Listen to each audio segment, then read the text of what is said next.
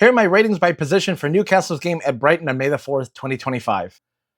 At goalkeeper, I'm going to give Nick Pope an 8 out of 10. He had 0 shots on goal outside of the goal he conceded, which I don't think was his fault.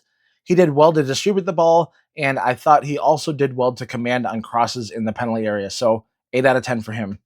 The defense is going to get a 7 out of 10. I thought their clearances were poor, especially in the first half, and Tino Livramento and Trippier were not doing a very good job of producing anything going forward. The lone bright spot was Big Dan Burn and how well he shut down Yakubu Minta on counterattacks. Midfield is going to get a 7 out of 10 for this game. In the first half, they weren't very good at winning battles, and they were able to grow into this game, albeit very slowly.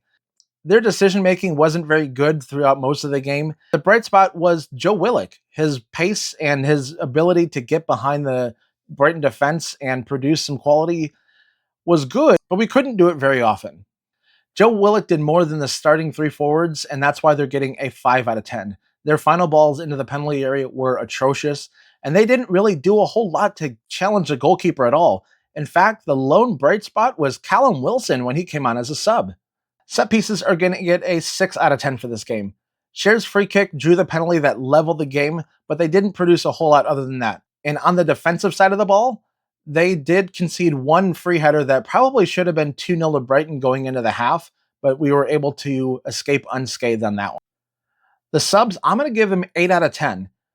Callum Wilson and Anthony Gordon made humongous impacts when they came on, and Anthony Gordon, seemingly with his first touch of the ball, drew a penalty which got overturned by VAR, but the impact was immense.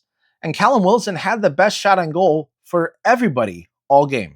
When you tally that up, that comes to a 6.8 out of 10. We were lucky to salvage a point on the South Coast, and we have to wait yet another year to break that curse of winning at the MX Stadium.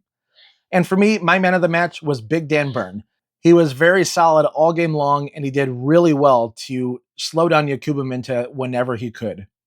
This has been another Newcastle United Digest Quick Bite, hotter than the big market on a Saturday night.